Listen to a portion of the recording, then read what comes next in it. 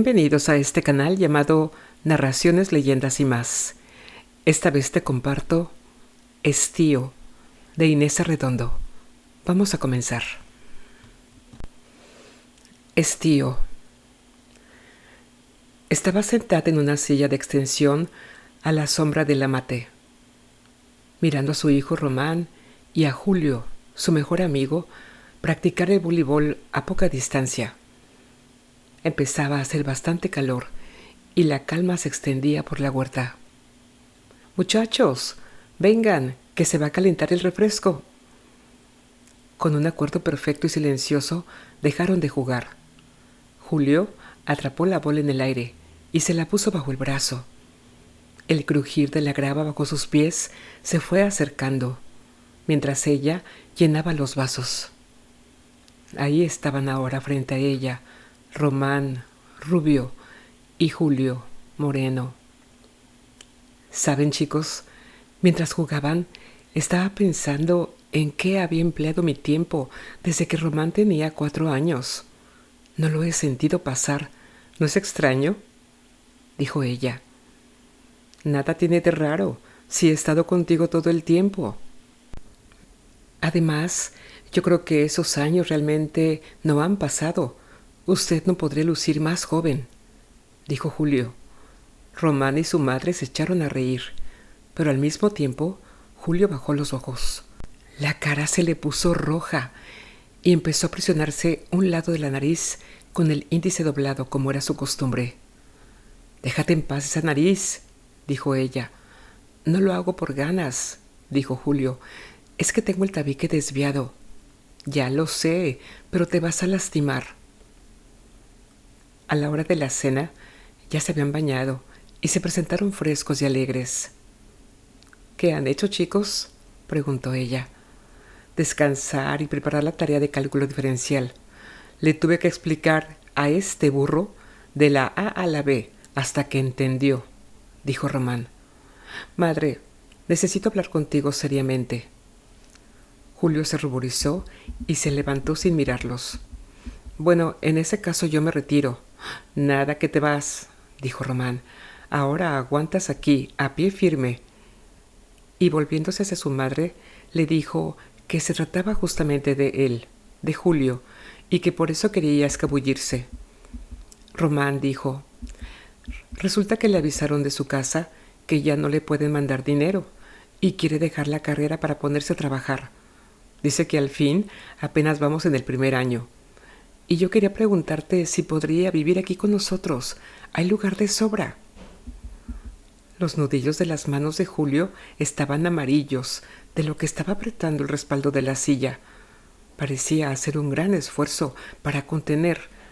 Inclusive levantó la cabeza como si fuera a decir algo, pero la volvió a dejar caer sin decir una sola palabra. «Por supuesto, claro que sí, puede estar aquí. Vayan ahora mismo por sus cosas y, ¿sabes qué? Llévate el carro para que traigan todo». Julio no despegó los labios, siguió en la misma actitud de antes y solo se dedicó a mirarla, pero más que un agradecimiento, era como una mirada de reproche. En lo que los chicos iban por las cosas de Julio, ella se dedicó a arreglar el cuarto. Abrió por completo las ventanas. El aire estaba húmedo y hacia el oriente se veían relámpagos que iluminaban el cielo encapotado. Los truenos lejanos hacían más tierno el canto de los grillos. Quitó el payaso de trapo con el que Román durmiera abrazado durante tantos años y lo guardó en la parte alta del closet. Las camas gemelas, el respirador, los compases, el mapamundi y las reglas, todo estaba en orden. Únicamente habría que comprar una cómoda para Julio. Puso en la repisa el despertador, donde estaba antes el payaso, y se sentó en el alféizar de la ventana. Al día siguiente los acompañó al río. Nunca se le hubiera ocurrido bajar a bañarse al río, aunque su propia huerta era un pedazo del margen. Se pasaron la mañana entera dentro del agua, y allí, metidos hasta la cintura, Comieron sandía y escupieron las pepitas hacia la corriente. No dejaban que el agua se secara completamente en el cuerpo. Estaban continuamente húmedos, y de ese modo el viento ardiente era casi agradable. Al mediodía, ella subió a la casa en traje de baño y regresó con sándwiches, galletas y una gran jarra de té helado. Muy cerca del agua y de la sombra de los mangos, se tiraron para dormir la siesta. Al cabo de un rato, abrió los ojos cuando estaba ya cayendo la tarde, y entonces se encontró con la mirada de Julio. «¿Qué te pasa?», le preguntó en voz baja. Julio dijo que se quería ir de la casa. Ella se turbó sin saber por qué, y solo pudo preguntarle si acaso no estaba a gusto entre ellos. Julio dijo que no se trataba de eso. En ese momento, Román se estaba despertando, y en sigilo le pidió a ella que no le comentara nada a Román. Ya por la tarde la invitaron al cine, pero ella se negó, diciendo que tenía ganas de estar a solas. Por toda respuesta, Román dijo: «Déjala, Julio. Cuando se pone así, no hay quien la soporte. Ya me extrañaba que hubiera pasado tanto tiempo sin que le dieran uno de esos arrechuchos. Pero ahora no es nada. Dicen que cuando mi padre murió, ella...». Y mientras se dirigían a la puerta, Román iba terminando de contar la historia de la tristeza de su madre al perder a su esposo. El calor se metía al cuerpo por cada poro. La humedad era un vapor quemante que envolvía y aprisionaba, uniendo, aislando a la vez cada objeto de la tierra. Una tierra que no se podía pisar con el pie desnudo. Aún las baldosas entre el baño y su recámara estaban tibias. Llegó a su cuarto y dejó caer la toalla enfrente del espejo. Se desató los cabellos y dejó que se deslizaran libres sobre los hombros húmedos. Se tendió boca abajo sobre el cemento helado y se apretó contra él. Se estiró con un suspiro y se quedó adormilada, oyendo como fondo a su entresueño el bordoneo vibrante y perezoso de los insectos en la huerta. Más tarde se levantó, se echó encima una bata corta y sin calzarse ni recogerse el cabello, se fue directo a la cocina. Abrió el refrigerador y sacó 3 mangos gordos, muy maduros. Se sentó a comerlos en las gradas que estaban al fondo de la casa, de cara a la huerta. Cogió uno y lo peló con los dientes, luego lo mordió con toda la boca hasta el hueso.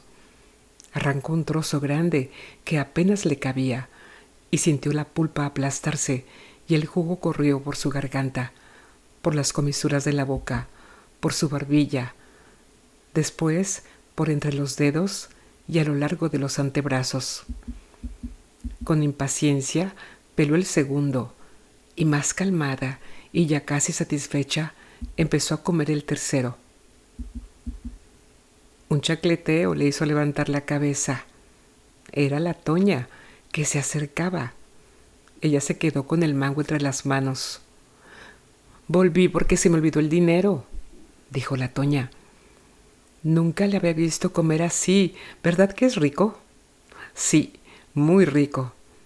Y se rió levantando más la cabeza y dejando que las últimas gotas pesadas resbalaran un poco más por su cuello. Y sin saber por qué, se comenzó a reír alto y francamente. La Toña se rió también y entró en la cocina. Cuando pasó de nuevo junto a ella, le dijo con sencillez: «Hasta mañana, señora». Y la vio alejarse, plas, plas, con el chasquido de sus sandalias y el ritmo seguro de sus caderas. Permaneció en el escalón y miró por entre las ramas al cielo, cambiar lentamente hasta que fue de noche. Un sábado fueron los 3 al mar. Ella escogió una playa desierta porque le daba vergüenza que la vieran en paseo con los 2 muchachos. Por el camino cantaron hasta quedarse sin aliento, y cuando la brecha desembocó en la playa y en el horizonte vieron reverberar el mar, se quedaron los 3 callados, admirando su majestuosidad. El retumbo del mar caía sordo del aire pesado del sol. Ella, untándose con el aceite, se acercó hasta la línea húmeda que la marea deja en la arena. Se sentó sobre la costradura, casi seca, que las olas no tocan. A lo lejos oyó los gritos de los muchachos. Estarían a unos metros de ella, pero el mar y el sol dan otro sentido a las distancias.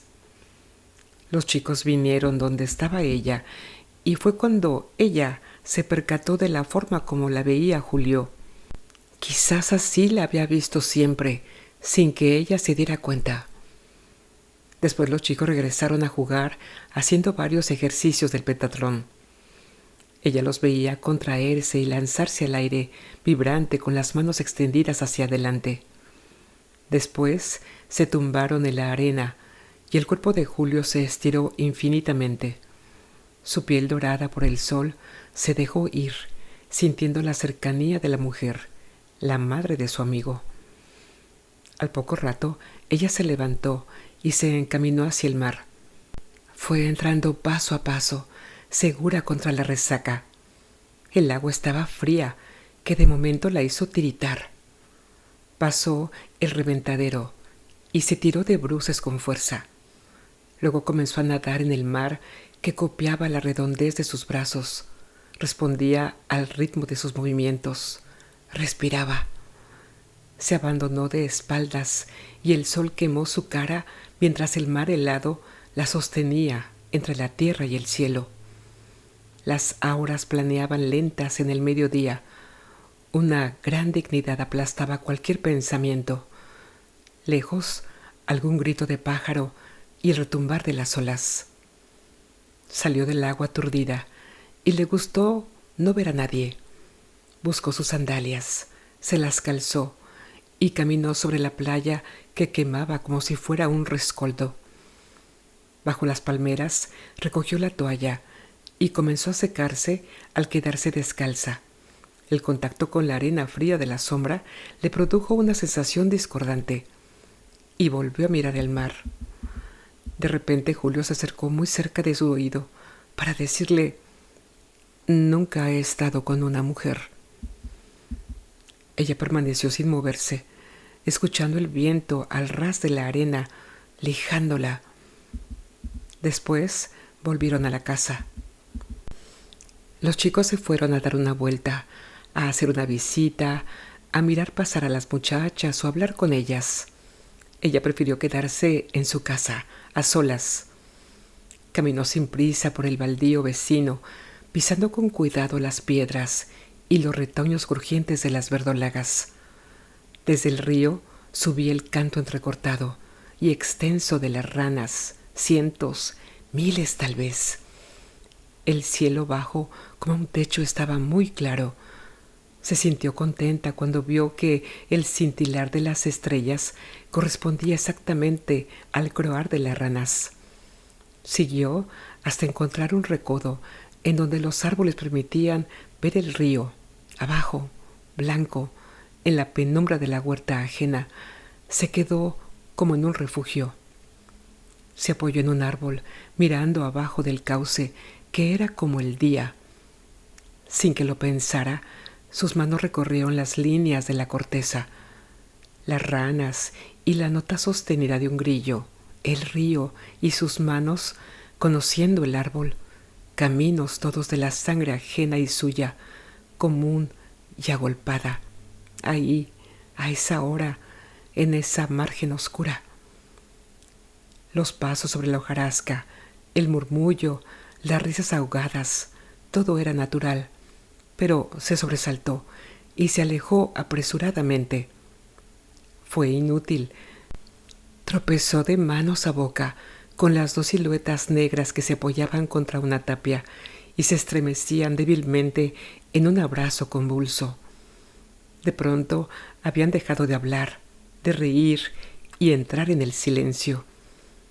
No pudo evitar hacer ruido y cuando huyó avergonzada y rápidamente, escuchó la voz pastosa de la toña que decía: «No te preocupes, es la señora». Las mejillas le ardían y el contacto de aquella voz la persiguió en sueños esa noche, sueños extraños y espesos. Los días se parecían unos a otros. Exteriormente eran iguales, pero se sentía que el verano se aproximaba. Aquella noche, el aire era mucho más cargado y completamente diferente a todos los que había conocido hasta entonces. Ahora, en el recuerdo, volvió a respirar hondamente. No tuvo fuerzas para salir a pasear, ni siquiera para ponerse el camisón. Se quedó desnuda sobre la cama, mirando por la ventana un punto fijo del cielo, tal vez una estrella entre las ramas. No se quejaba, únicamente estaba echada ahí, igual que un animal enfermo que se abandona a la naturaleza. Y así estuvo por largo rato, inmóvil, por horas, hasta que oyó cuando los muchachos entraron, cerraron el zaguán con llave y cuchicheando se dirigieron a su cuarto.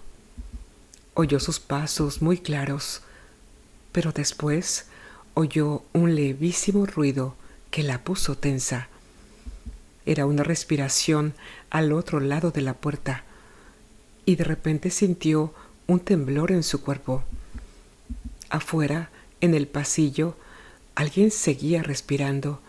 No era posible oírlo, pero estaba ahí, y su pecho se agitaba al mismo tiempo y al mismo ritmo que el de ella. Sabía quién estaba del otro lado de la puerta. Cuando la perilla giró, no fue a su encuentro, simplemente se encontraron. Sintió su piel muy cerca de la piel de ella y se quedaron frente a frente, como dos ciegos que pretenden mirarse a los ojos. Él la besó, y cuando sus dedos tocaron el torso de él, como antes había tocado el tronco del árbol, pronunció el nombre sagrado, el nombre de su difunto esposo, y todo se congeló. Julio se fue de la casa a los pocos días. Ella sintió que se había ido odiándola, o por lo menos eso esperaba. La tarde anterior a la partida de Julio, ella habló con él por primera vez a solas después del incidente de aquella noche, y tratando de ser lo más congruente posible, le dijo: «Lo nuestro era una mentira, porque, aunque se hubiera realizado, estaríamos separados. Y sin embargo, en medio de la angustia y del vacío, me alegra que sea yo la culpable». Él no lo entendió. Poco tiempo después, mandó a Román estudiar a México y se quedó sola, sumida en sus recuerdos. Estío, de Inés Arredondo. Gracias y hasta muy pronto.